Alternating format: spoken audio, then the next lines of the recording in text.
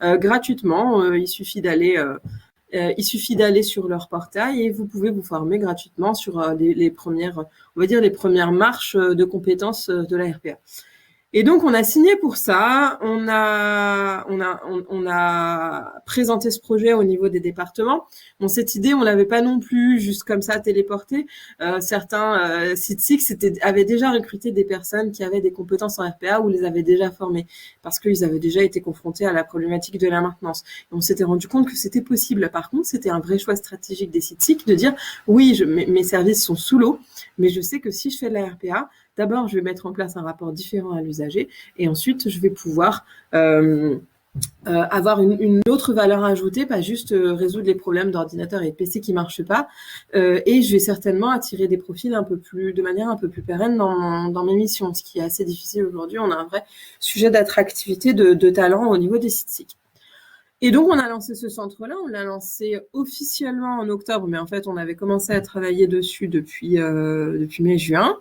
En octobre, on a eu le grand kick-off avec l'ADNUM, l'ADINUM, la DITP et tout le monde. Et puis, on a lancé en décembre la première phase de structuration du centre. On détaillera peut-être ça après, c'est-à-dire quelle est la structure, qui fait quoi, comment on s'organise, quels sont les comités qui pilotent, en mode un peu projet, c'est-à-dire qu'on fait un cadre, on teste et on voit si ça fonctionne, si c'est gérable par rapport à nos plans de charge respectifs. Et puis en janvier, on a formé 6 développeurs, donc 6 agents des sites SIG au développement de robots. On a formé 6 analystes, donc souvent c'est les chefs des sites SIG qui se font analystes. En capacité d'analyser les processus et de les perfectionner jusqu'à avoir un processus parfait. Et puis là, on est dans la dernière phase. On a eu le transfert de connaissances de la part du prestataire sur tous les robots qu'on a pu développer. Et demain, on se réunit pour définir le plan de charge 2023 du centre d'excellence. Voilà. C'est très clair, merci. Donc, on a vu la démo en action avec François-Xavier. Peut-être que tu peux revenir sur les étapes, effectivement, pour mettre en place les assistants digitaux, la collaboration avec les services. Bien sûr. Alors, là, c'est un processus type. Il peut y avoir des processus un peu plus tortueux quand on rentre sur des robots très, très complexes. Mais la base, c'est de se dire, j'ai un processus qui peut... sur lequel j'ai un sujet. Donc, on va organiser, on va parler de la RPA et on va dire est-ce que ça vous intéresse ou pas. Des fois, c'est non, des fois, c'est oui. Le non, ça peut être, en fait, on est en train d'aller chercher une solution sur étagère pour plus avoir à le faire. Quand c'est oui, on passe sur la revue de processus. Donc, on va balayer la totalité du processus, toutes ces boucles. On va le formaliser avec des blocs. Pour ceux qui connaissent les diagrammes FAST, par exemple. Donc, avec des blocs, des règles logiques. S'il se passe ça, alors ça. Et puis, on fait les boucles d'itération. Et si le processus est automatisable, en fait, on le sélectionne. On se dit, en fait, oui, d'après ce que vous nous avez présenté, on peut l'automatiser. Les freins, ça va être il faut que les règles soient claires, en fait. Il faut que les règles qu'on va faire, qui vont paramétrer le comportement du robot, soient claires. Il n'y a pas, lui, c'est du tout ou rien, c'est du 1 et du 0. Il n'y a pas de finesse dans l'analyse. C'est pas une IA, si vous voulez, qu'on va entraîner après, qui va pouvoir décider tout seul. C'est bête et méchant. C'est un automate. Une fois qu'on a sélectionné ce processus, on se met d'accord sur combien de temps ça peut prendre, sur quel coût, sur est-ce que les gens sont disponibles, etc. Donc, c'est le go-no-go, le deuxième go-no-go que vous avez. Et ensuite, on va faire ce qu'on appelle le vie ma vie. Donc, on va détailler clic par clic, étape par étape, le processus avec les agents. Ça peut prendre 15 jours. En général, on essaye de faire des séquences de 2 jours, vraiment d'affilée, pour que les gens soient bien dedans, bien la tête dedans, parce que si on zappe un élément, ça peut vite être compliqué pour la suite. Et après, l'analyste retravaille son processus et le resoumet la semaine d'après et on le finalise. Là, il faut que ce soit le plus exhaustif possible. Et c'est à cette étape aussi qu'on va se dire, mais attends, là, tu fais ça. En fait, on pourrait peut-être simplifier en mettant cette étape-là ici, ça serait plus simple. Donc, on a aussi toute une question, ça pose plein de questions d'organisation du travail. Et c'est là qu'on touche à autre chose que juste de la pure techno numérique digitale. Ensuite, on va donc rédiger le document de conception, mettre en place tous les prérequis, avoir l'environnement pour développer le robot, avoir un jeu de données test, avoir des choses comme ça. Le mieux, c'est d'avoir un jeu de données test. Ne vous lancez pas dans un robot si vous ne pouvez pas le tester et le faire s'entraîner sur des données de base parce que sinon, ça va être ultra compliqué de travailler sur les environnements finaux. Et ensuite, on va développer en fait. Ça va être la partie paramétrage de l'assistant digital. Donc c'est des lignes de code. Alors sur UiPath, c'est pas du no-code, mais presque en fait. On a des blocs de fonctions, des blocs des blocs logiques qu'on va assembler pour avoir le processus. Et donc on va dire que la ligne de code vraiment brute, elle est quelque part partiellement déjà écrite. Ensuite, on va faire la recette, c'est-à-dire qu'on va le tester sur les jeux de données qu'on aura préparés juste avant. Ça va permettre de déboguer un certain nombre de choses. On a toujours des cas particuliers qui sont pas traités, ou finalement la manière dont il nomme le document quand il le stocke, c'est pas la bonne manière, c'est pas très lisible, enfin des choses comme ça. Et une fois qu'on a fait la recette, on le met en production. Voilà. Et après, on va rédiger la nouvelle procédure avec l'agent en disant maintenant que tu as ton robot, en fait, ton processus, il va être celui-ci. Tu vas avoir toutes ces actions-là, puis tu vas lancer ton robot, puis tu vas avoir ces actions-là. Et ensuite, on fait un retour d'expérience. Une fois qu'on a lancé le robot, on dit bon, voilà, sur mon robot, j'ai tant de plantés, mon robot arrive à traiter 70% des cas, ça me laisse 30% des cas à traiter, etc. Il est occupé pendant tant de temps et ça nous permet. Ensuite, on suit les performances de l'assistant digital. Voilà grossièrement comment ça se passe. Sur un robot très simple, comme on l'a fait pour la mise sous pli, donc c'est-à-dire qu'on allait chercher sous démarche simplicité les données qui étaient renseignées par les candidats pour mettre sous pli les professions de foi et on le basculait dans Dialogue 2. Ces robots-là, on l'a fait en 15 jours, assez rapidement, et on l'a dupliqué en 15 jours dans chaque département qui était intéressé. Par contre, sur, par exemple, l'automatisation de la saisie des dotations aux collectivités, engagement et c'est quoi l'autre engagement et mise en paiement, je crois, et paiement, pardon. On y est encore. On a passé plusieurs mois dessus et en fait, il faut savoir que plus ce processus que je viens de vous présenter en 3 phases est long dans le temps, plus vous avez de risques que l'environnement évolue et qu'il faille faire des adaptations alors que vous n'avez pas encore fini d'écrire tout votre code.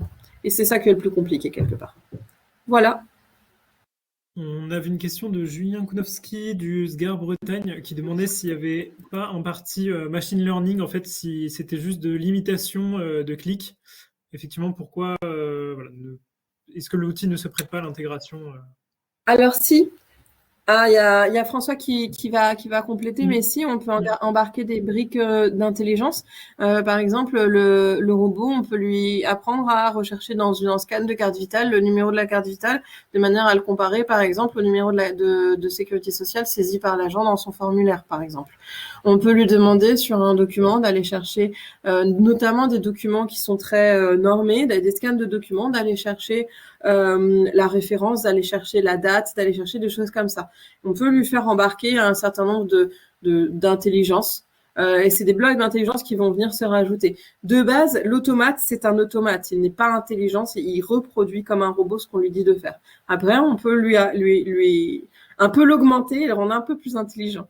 François-Xavier, je te laisse compléter. Non, mais c'est exactement ça. Et puis, les questions de machine learning et de reconnaissance sont des briques qui existent dans la solution. Du coup, ça implique également d'avoir un certain niveau de compétence et de maturité dans la construction de ces robots.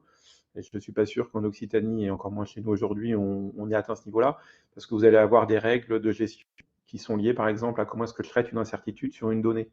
Et donc, il y a des enjeux de paramétrage de cette nature-là pour que lorsque le robot est finalement incertain dans l'exécution de la tâche qu'il a à mener, à partir d'une intervalle de confiance donné, il puisse repasser la main à l'humain pour que ce soit l'humain qui lui permette du coup et lui-même va apprendre du choix réalisé par l'humain sur la situation à laquelle ils ont été hésitants. Et ça nécessite aussi des démarches sur lesquelles il y a du volume. Et donc, pour l'instant, on n'y est pas dans nos régions. Mais c'est des briques qui sont là et qui sont extrêmement riches et intéressantes et prometteuses. Parce qu'il y a reconnaissance de texte et reconnaissance d'image également, ce qui n'est pas tout à fait la même chose. Effectivement, donc pour on peut peut-être se pencher sur l'intérêt pour les agents. Donc justement, pourquoi faire appel à des assistants digitaux?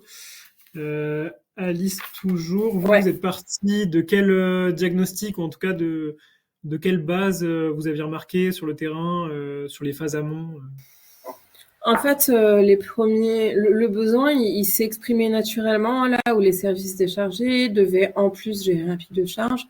Et ce pic de charge, en fait, il était lié à de la ressaisie en masse de données, euh, et c'est souvent le fruit d'une dématérialisation partielle. C'est-à-dire qu'on a dématérialisé la captation de la donnée, on a dématérialisé son stockage, mais ces deux blocs ne parlent pas entre eux. Et donc, on a toujours un agent qui va venir faire du copier-coller, grossièrement.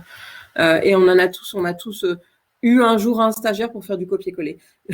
Sauf qu'il y en a, c'est pas juste un stagiaire, c'est tous les mois, 2 jours, 3 jours, 4 jours à passer à faire du copier-coller. Donc en fait, le besoin, il a été assez flagrant sur un certain nombre de sujets. On a tous en tête des processus sur lesquels on fait du copier-coller bête et méchant. Alors ça pose des questions parce que avoir un dossier où j'ai juste du copier-coller à faire, ça peut être aussi satisfaisant pour certaines personnes. Faut pas voilà le critiquer. Mais nous, ça nous est venu sur des au sein de services qui étaient déjà saturés et qui ne voyaient pas comment s'en sortir. Et c'est pour ça que souvent on nous dit mais comment vous avez levé le frein de la peur de on ne sait pas ce que c'est, de comment ce qu'on a fait cet accompagnement au changement. En fait, on n'a pas eu à le faire parce que les gens sont venus, nous ont dit là, on ne peut pas s'en sortir, il nous faut une solution. Est-ce que vous avez un truc? On nous a parlé de RPA, on pense que ça pourrait fonctionner. Par contre, il nous le faut dans 15 jours parce que c'est dans 15 jours qu'on doit gérer les choses. Et donc, on le fait. Et une fois qu'on l'a fait et que ça a bien fonctionné, en fait, on a levé nos verrous d'office, quoi. Donc voilà, les verrous de peur, on les a pas eu. Et donc les besoins, voilà, on a les petites icônes là, c'est donc de la tâche répétitive. Donc évidemment, à un moment, ça devient irritant. C'est des gros jeux de données, c'est des données qui sont toutes les mêmes et on va avoir des risques d'erreur qui vont s'accroître. Plus on passe de temps sur de la copie de données, plus on a des risques d'erreur. Et par contre, voilà, dans les exigences, il faut qu'on ait des systèmes, enfin qu'on sache où se situe la donnée, où est-ce qu'on veut la mettre, qu'on connaisse bien les règles et la structuration de comment on traite ces données-là. Donc c'est cette notion de processus. Que les données, on sache bien de quoi on parle et qu'on prenne bien toutes les mesures pour les protéger en tant que de besoin. Enfin voilà, on fait pas n'importe quoi non plus. Et donc des règles de décision qui soient claires et structurées. Voilà. Faut vraiment éviter le flou artistique de ah bah je sais pas trop, je verrai après. Donc ça c'est vraiment les contraintes de base. Et finalement une fois qu'on regarde avec ce filtre-là les processus et les pratiques dans les services de l'État, on se rend compte qu'il y a un grand champ d'action, un grand champ d'intérêt. Alors, il y a des ministères qui sont plus automatisés que le ministère de l'Intérieur. Il y a des ministères le ministère des Armées notamment, dans les finances aussi, il y a beaucoup de RPA. Et c'est une culture qui va venir se poser. Alors aujourd'hui, il y a plein de questions autour de l'urbanisation des systèmes d'information sur lesquels la RPA vient s'installer. Voilà, la RPA est une solution, ce n'est pas la solution à tout, mais c'est une solution. Et nous, on a pu prouver que sur ces besoins-là, quand on a fait tourner les robots, en fait, les robots ne se plantent pas, les robots ne font pas d'erreur. Si le robot ne sait pas, il dit je ne fais pas ce dossier, je passe au suivant. Et après, on a un rapport d'activité qui nous dit sur les 450 dossiers, il y en a 25 qu'il n'a pas pu traiter. Les autres ont été traités et quand on s'arrange pour systématiquement garder la traçabilité, tous les dossiers traités sont indiqués, traités par le robot dans le système d'information final de manière à ce qu'on puisse retrouver les petits de ce code-là. Effectivement, c'est à la fois en fait un gain de temps pour les agents et même l'usager dans le traitement de son dossier, mais aussi ça permet d'améliorer la qualité de travail de l'agent. Peut-être Alice, une estimation là du nombre d'assistants numériques que vous avez mis en place. Je ne sais pas si vous l'avez en tête ou. Ouais, on en a mis une douzaine en place. Là, on est en train de s'amuser sur des petits robots avec les développeurs. Par exemple, un robot de commande automatique des tonnerres, puisqu'on a des imprimantes qui peuvent nous communiquer en direct l'état de consommation des tonnerres. Donc, voilà, ils se sont amusés aussi de ils ont dit, tiens, ici, on sait un robot de consommation des tonnerres. Donc, on a des petits robots qui tournent un peu pour plein de choses. On en avait une douzaine au lancement du robot. Donc là, je pense que du coup, avec le tonnerre, on va en avoir 13, 14. Et donc voilà. Après, en termes de temps, les premiers robots qu'on a fait n'étaient pas les plus rentables dans le sens où ils nous faisaient gagner du temps, ils levaient un verrou très très dur au sein des services. Mais quand nous, en tant que lab, on regardait l'investissement par rapport au temps gagné, on se disait bon, ça n'a pas de prix parce qu'on leur a permis de faire ce qu'ils devaient faire dans les temps et de pas être en contentieux, de pas avoir des conséquences plus graves derrière. Mais nous, c'est pas financièrement, ça tient pas la route. Mais c'est normal, c'est pas grave, c'est les premiers. Et puis plus le temps passe, et notamment avec le centre d'excellence, plus on se pose la question de prioriser les processus qu'on va automatiser pour d'abord prioriser les plus transformants, les plus importants, les plus bloquants, et ensuite on va aller s'amuser petit à petit sur des choses peut-être plus secondaires. Voilà. Et sur le robot Missoupli, par exemple, dans le Tarn-et-Garonne, on avait plus de 500 dossiers. On a gagné 3 semaines de saisie, je crois. J'avais fait le petit calcul, je m'étais dit, tiens, si on avait fait cet automate de gestion des dossiers des vacataires pour la Missoupli sur les 13 départements. Alors, nous, c'est facile, on a 13 départements, donc quand on multiplie, ça fait vite beaucoup de chiffres. Mais c'était à peu près 40 semaines de saisie sur toute la région Occitanie, de saisie de dossiers RH dans Dialogue 2. On l'a fait que sur 3 départements et pas sur les 13. Mais c'est toujours pareil, c'est une proposition de service, c'est pas une obligation. On ne peut pas obliger un service à utiliser de la RPA, sauf si on est administration centrale, et dans ces cas-là, la RPA, on la gère en propre. Et vous avez des retours des agents au niveau de leur satisfaction directement, enfin, qui vous expriment Alors, sur la Missoupli, c'est le plus récent, donc je peux peut-être vous parler de celui-là.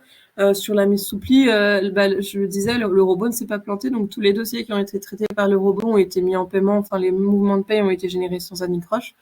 Et tous les dossiers qui ont été traités par l'humain, parce que le nom du RIB n'était pas le nom de la personne qui avait travaillé, ont été les plus compliqués, et on a eu un taux de rebut sur ceux-là qui était conséquent, donc ils étaient très très contents. Là, on a le robot sur les dotations aux collectivités des ETR décile qui est en train de se finaliser. On a mis beaucoup de temps et on a eu beaucoup de souffrance dessus, mais n'empêche que le service nous a dit on n'a pas le choix, on en a besoin. Et donc voilà, on a cette satisfaction quand même de gérer la réalité des choses et pas seulement des consignes d'administration centrale. Enfin, je pense qu'il faut vraiment imaginer cette solution comme un patch qu'on peut avoir pendant un temps, qui ne veut pas dire qu'on ne traite pas un sujet, mais qui se dit le temps que je traite ce sujet-là, par exemple, que je fasse se connecter les systèmes, je peux développer de la RPA et j'arrête de dire à mes agents, mais t'inquiète, il y a une solution qui arrive. Parce qu'il n'y a rien de pire que de dire, t'inquiète, il y a une solution qui arrive et que pendant 3 ans, la personne, elle fait un truc qui est inintéressant et qui est pas motivant. Donc voilà, les retours qu'on a, ils sont quand même super positifs, et notamment des agents qui disent j'ai réduit mon stock de dossiers de 50%, je les traite 2 fois plus vite parce qu'en fait le robot il peut tourner la nuit. Donc moi je le lance le soir, le matin je le lance le soir avant de partir, parce qu'en fait la personne doit quand même s'authentifier pour pouvoir lancer le robot, hein. C'est pas la fête. J'allais dire une expression qu'on dit pas normalement comme ça. C'est pas la fête. Et il dit voilà, il travaille la nuit. Moi, j'arrive, mon dossier il est tout propre, tout traité. J'ai plus qu'à traiter mes petits cas. Et puis, par exemple, quand je suis au service RH, je passe pas mon temps à faire du copier-coller. Par contre, je peux passer un peu plus de temps à faire de l'accompagnement individuel, à faire des relations humaines. C'est pourquoi j'ai une vraie valeur ajoutée. Et ce que le robot ne peut pas faire, évidemment. Dernière question, on sait que les labs ont un critère de réplicabilité dans les projets qu'ils mènent. Vous arrivez à dupliquer le modèle facilement sur d'autres territoires sur l'Occitanie? Ouais, Missoupli, on l'a dupliqué 3 fois au total. Donc, c'est un robot qu'on a dupliqué. Là, l'idée, avec le centre d'excellence, c'est d'arrêter de dupliquer et de le faire directement sur tous les territoires. Donc, par exemple, le robot dotation, on l'a testé sur le 31 et c'était nécessaire parce qu'il fallait qu'on parte d'une base de travail. Et demain, on fait un atelier avec les services métiers qui sont intéressés par le sujet pour voir si, à partir du processus qu'on a travaillé avec le 31, on peut pas adapter le robot pour le déployer aux autres territoires. Donc, on a 4-5 départements qui participent. Et dans le centre d'excellence, on a 6 départements engagés. Donc, on a 6 départements sur lesquels déjà on sait qu'on a nos points d'entrée pour faire travailler les métiers ensemble et pour finalement construire collectivement des solutions de RPA. Et c'est ça qui est intéressant dans ce centre d'excellence, c'est que des services qui travaillent en général seulement pour leur département, là, vont travailler dans le cadre d'un collectif. Donc, vont aussi bénéficier du collectif. Voilà, c'est tout l'intérêt.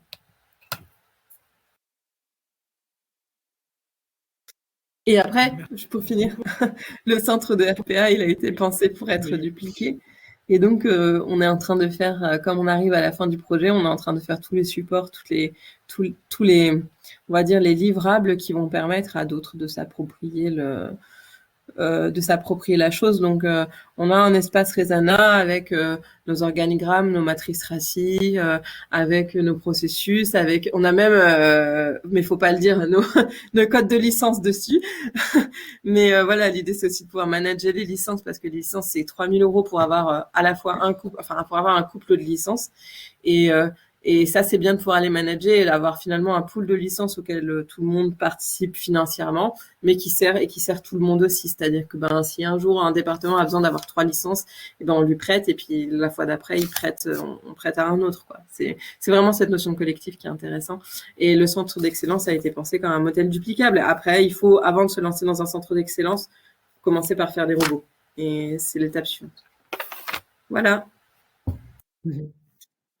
On a une partie de Julien Knowski du SGAR Bretagne parle donc de ChatGPT, donc l'intelligence artificielle de génération de langage. Donc c'est comme si donc GPT-4 avait, on pourrait, vu la capacité via le conversationnel à comprendre et répliquer des usages sur des outils par imitation, mais en apprenant et anticipant les changements d'interface. Si François-Xavier ou Alice, ça vous évoque quelque chose, sinon on peut continuer. En fait, avec le modèle de ChatGPT et le modèle de langage en fait sur lequel ça s'appuie, évidemment, en fait, toute ta question d'interface entre des robots et l'humain tout s'ouvre. Aujourd'hui, quand je vois la difficulté quand même qu'on a, pas avec les services, mais avec les administrations centrales à faire comprendre l'intérêt de la RPA, déjà de l'automate simple, j'ose même pas imaginer ChatGPT.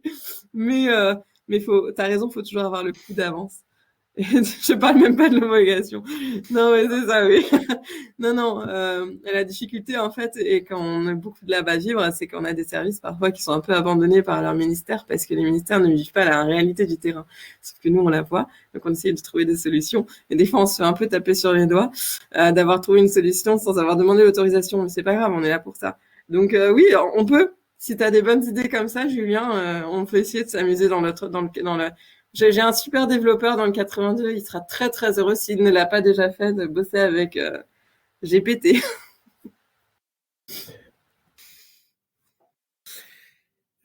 François-Xavier, donc le projet est en cours en Pays de la Loire, déploiement de RPA.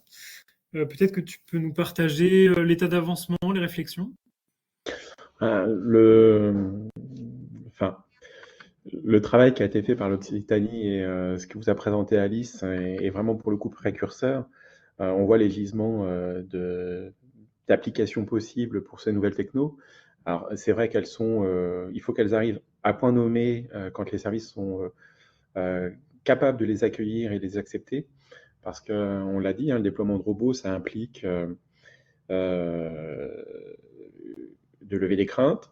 Ça applique aussi, puisqu'on va travailler sur des documents qui sont dématérialisés, d'avoir des services qui sont à l'aise avec ces enjeux de dématérialisation. Et puis, comme on expérimente des nouvelles voies d'utilisation de ces technos, on a effectivement tout intérêt à avoir un travail de mutualisation. Et c'est vrai que la communauté qu'Alice a développée, donc qu'elle évoquait tout à l'heure, permet de partager nos robots.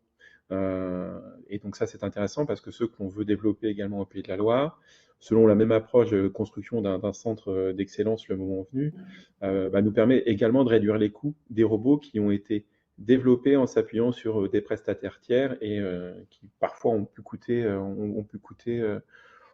pas mal de ressources. Alors la stratégie de la dynamique de l'utilisation de ces robots au Pays de la Loire, elle s'inscrit clairement dans les chantiers de la feuille de route en matière de transformation numérique qu'on porte depuis 2019. Il y a d'abord eu un gros travail, ça vous est présenté là, en matière de chantier sur les infrastructures, sur l'impulsion et l'accompagnement des chantiers de dématérialisation, notamment avec l'utilisation de démarches simplifiées. Et là où il y a immédiatement de la création de valeur à l'utilisation de ces robots, c'est dans l'interfaçage de ces robots, des suites qui ont été évoquées par Alice, avec 3 outils. Démarche simplifiée, bien évidemment, puisque ça permet d'avoir des dossiers qui sont dématérialisés, pour lesquels on a revu et simplifié les démarches, les processus métiers. Donc ce sont des processus quand on les a pris en charge avec Étaline en matière de simplification et de dématérialisation, qui ont déjà été optimisés, ils se prêtent particulièrement bien derrière à l'utilisation des robots pour décharger les services sur plusieurs thématiques. On peut bien sûr imaginer, je crois qu'Alice l'a dit tout à l'heure, c'est le lien entre démarche simplifiée et Chorus pour l'obtention des numéros d'engagement juridique, par exemple. Mais on peut aussi derrière imaginer que le même robot ou un de ses petits frères puisse, du coup, collecter les données dans démarche simplifiée, les renseigner dans Chorus, obtenir ce fameux numéro d'engagement juridique, et puis du coup, générer les projets d'arrêté qui seront ensuite soumis à la nature d'une autorité administrative compétente, et puis même reprendre ces arrêtés une fois qu'ils ont été signés par l'autorité administrative compétente sous format dématérialisé pour les réadresser aux bénéficiaires des subventions, en tout cas aux destinataires de ces arrêtés-là. Ça, ce sont des choses qui sont tout à fait possibles. Clairement, en Pays de la Loire, on va lancer ce sujet, c'est en cours d'ailleurs, avec le couplage des RPA sur une démarche qui est la dotation générale décentralisée à la gestion des bibliothèques. C'est un exercice qui s'y prête. On a déjà travaillé avec la DRAC sur la dématérialisation de cette démarche. C'est une démarche qui est complexe parce qu'elle mobilise plusieurs acteurs. La DRAC, bien évidemment, en instruction de premier niveau, le SGAR pour une instruction de deuxième niveau, et puis ensuite tous les processus de mise en signature et de réadressage des arrêtés auprès des arrêtés signés auprès des bénéficiaires. Donc, c'est une façon, les RPA, de décharger les services, de leur permettre de se reconcentrer sur des tâches à plus forte valeur ajoutée, ça a déjà été dit, mais c'est aussi un outil qui nous permet de créer d'autres types de données, et donc quelque part de la valeur autour des politiques publiques, parce que le robot va être capable de vous restituer d'emblée, éventuellement, le nombre de démarches qu'il a traitées, pour lequel il a été construit et pensé. Donc, je ne reviendrai pas sur ce qu'Alice a dit, mais il va être capable de vous dire combien de démarches il a traitées, dans combien de temps il les a exécutées, s'il a rencontré des difficultés ou pas. Et tout ça, ça vous permet également d'avoir de la donnée pour enrichir aussi la façon dont vous pilotez votre propre activité.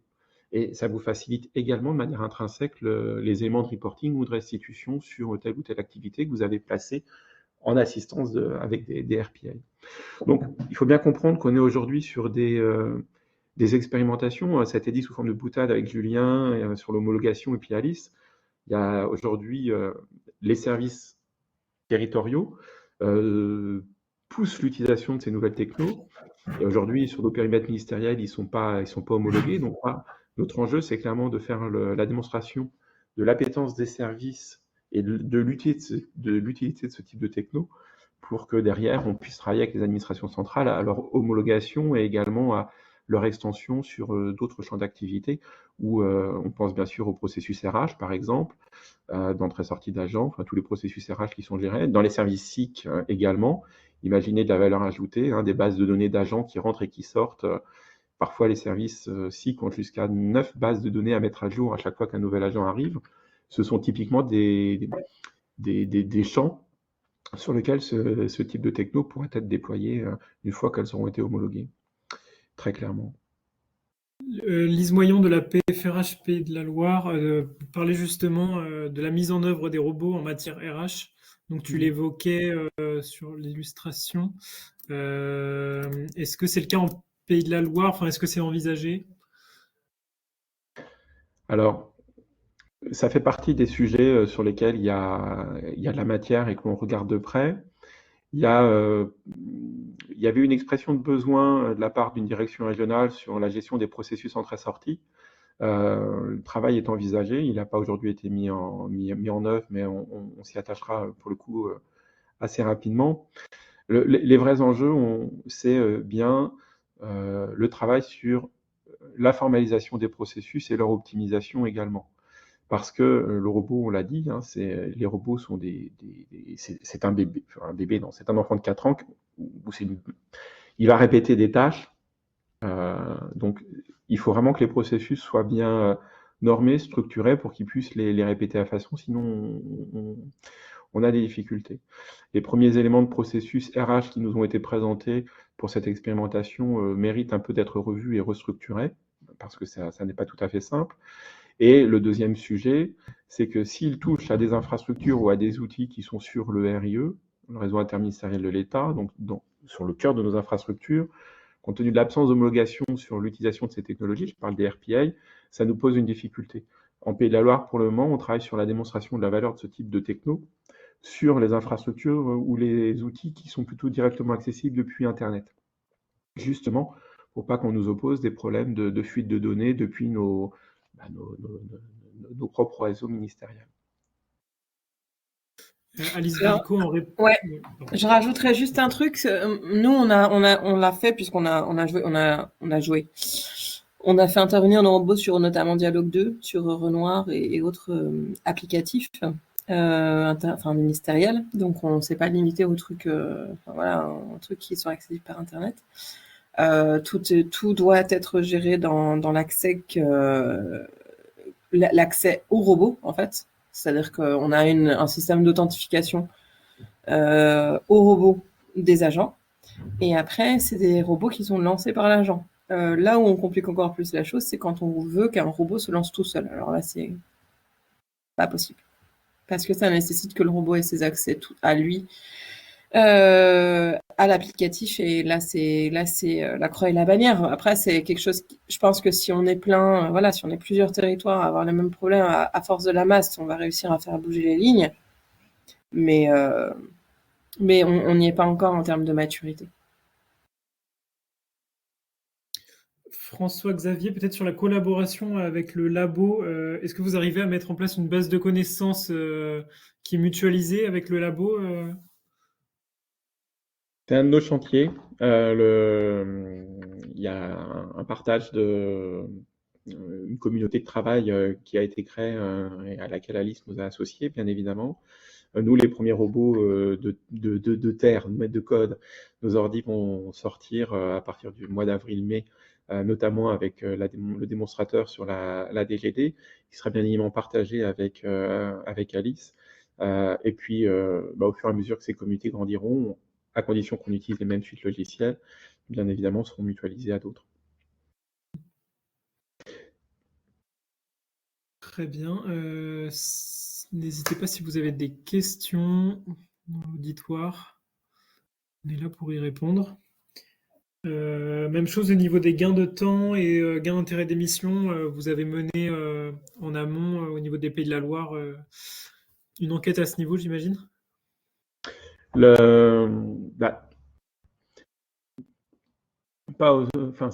dépend de la manière dont il a été. L'utilisation de ces technologies, elle était envisagée dès 2019 sur la dématérialisation parce que c'est un complément naturel de tout ce qui a été dématérialisé dès lors que vous automatisez le traitement et le retraitement d'informations qui sont structurées par des automates. Il y a, par rapport à l'humain, on gagne du temps. Vous l'avez vu sur la démonstration tout à l'heure, je vous mets au défi individuellement de renseigner à la main avec la saisie sur ce petit formulaire les informations. Le robot, là, il le fait en une dizaine de secondes, peut-être 20. Vous allez mettre pas loin d'une minute. Donc, on n'a pas fait d'études, je n'ai pas fait d'études sur les gains qu'allait générer l'utilisation de ces robots en matière de temps et d'allègement de la charge des agents. Par contre, ce que l'on sait, c'est que quand vous travaillez à de la dématérialisation, notamment avec DS, et de l'optimisation des processus, vous augmentez mécaniquement, et ça a déjà été documenté, la qualité de la volumétrie des dossiers qui sont conformes, en bon état, cohérents pour être traités dans votre processus administratif. Et donc, de facto, on sait historiquement, de manière empirique, qu'un dossier qui est bien structuré, qui est conforme au niveau des pièces attendues, qui présente bien toutes les informations nécessaires pour le traitement, est traité en matière de durée de processus beaucoup plus rapidement qu'un dossier pour lequel il manque des pièces jointes, les documents ne sont pas structurés, etc. Donc la dématérialisation, quand elle est bien pensée avec une optimisation des processus via DS, va vous permettre de faire augmenter ce taux de dossier qui va pouvoir être traité directement en one shot, je dirais. Et donc si vous coupez ça derrière à l'utilisation de l'automatisation pour finalement venir suppléer par le numérique des tâches qui étaient exécutées éventuellement encore de manière manuelle, vous continuez de renforcer ce gain de temps. Et je vous dirais que en sortie de processus, on fera sur la DGD, on mesurera, là ce sera intéressant, une fois que la totalité du processus est dématérialisée et accompagnée par des robots, on sera capable de mesurer le temps de traitement moyen d'une démarche par rapport au temps de traitement l'année dernière ou il y a 2 ans sous format papier. Et là, l'écart est clairement sera clairement sensible. Peut-être qu'Alice a un complément là-dessus ou un retour d'expérience par rapport à ce qui a été fait chez elle, mais c'est vraiment, vraiment, vraiment, vraiment, vraiment évident. Alors, je vois que Julien pose une question. Julien Kounowski. Oui, ouais, juste sur les indicateurs, en fait, nous, on a un tableau des indicateurs, mais je pense que je ne vous l'avais pas partagé, si je dois l'avoir partagé sur l'espace Osmose. D'ailleurs, je suis en train de vous mettre les scripts sur Osmose, parce que je me suis rendu compte, j'avais rien mis, j'étais persuadée que vous aviez accès à l'espace Rezana, mais non, vous n'êtes pas sur Rezana, vous êtes sur Osmose. Donc, je suis en train de tout vous remettre, les documentations qu'on a faites. Et en fait, c'est super facile à calculer parce qu'on mesure le processus standard fait par l'humain, on mesure le nombre de clics. Et après, en fait, il n'y a pas de différence à faire entre, voilà, mon robot, il a mis 3 minutes, mais ma personne, elle met 10 minutes, du coup, j'ai gagné 7 minutes. Non, j'ai gagné 10 minutes. J'ai gagné tout le temps du processus fait par l'humain. Donc après, il est très facile de pouvoir démontrer le gain de ce type de projet. Pour le coup, c'est pas du tout difficile de mesurer et de pouvoir même prévoir que si je mets mon robot en place, je vais gagner tant d'heures, je vais pouvoir redéployer tant de TP. Ce qui est assez compliqué en général sur les projets d'innovation où parfois les résultats, on n'est pas tout à fait sûr de pouvoir les prévoir. Là, sur la RPA, il y a peu de risques que ça, voilà, qu'on ne gagne pas à minima 80% du temps du processus de base. Voilà. Et de la même façon, sur ce que dit Julien en matière d'enjeu sur le nommage des items par rapport aux démarches DS, alors c'est vrai que c'est un enjeu, mais ça va même plus loin dans la conception des formulaires. Juste un exemple. Quand on peut tout à fait demander à un robot qu'il exporte la totalité d'une base de données sur une démarche, quelle qu'il soit, pour préparer des arrêtés. Mais comment est-ce que le robot sera capable de faire le tri entre les dossiers ou les lignes d'information qui relèvent de celles qu'il a à traiter, de celles qui ont déjà été traitées, par exemple, ou de celles qui ne sont pas encore suffisamment matures. Donc ça veut dire qu'on va penser les formulaires également en prévision de l'intégration de ces nouvelles technologies, avec peut-être des cases à cocher ou des éléments qui vont du coup lui permettre de faciliter derrière l'identification des lignes qu'il a à traiter pour exécuter la prise d'un arrêté, par exemple, mais également dans le nommage des documents ou dans la structuration des fichiers qu'il aura générés. Je pense par exemple à un arrêté qui sera mis à la signature d'une autorité. Le robot derrière, pour qu'il puisse traiter cette info, il faut par exemple que dans le nommage de l'arrêté, il y ait une clé commune qui sera le numéro de dossier avec démarche simplifiée. Donc on va assez loin à la fois dans la modification des façons de travailler de l'humain, dans l'accompagnement à la conduite du changement, dans l'optimisation des processus pour qu'ils soient les plus efficaces possibles, et également dans l'accompagnement de la prise en main de ces outils, même si je l'ai déjà dit. Donc ce sont de beaux chantiers qui sont ouverts sur lesquels on peut travailler par la mise en place de ces nouvelles technos. Est-ce qu'il y a d'autres questions?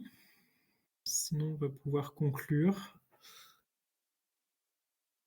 S'il n'y a pas d'autres questions, on a bien compris l'intérêt en gain de temps des assistants digitaux et des RPA, mais aussi en gain d'efficacité de traitement effectivement pour les dossiers et la possibilité de pouvoir réorienter les tâches répétitives sur des missions à valeur ajoutée.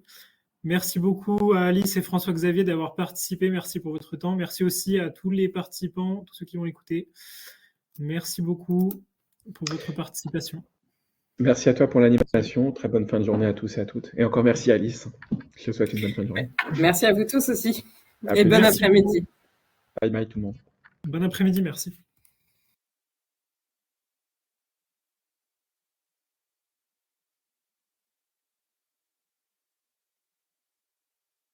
Tu veux qu'on débriefe un peu après? Ça te va, c'est bon. Tu mets l'enregistrement en pause.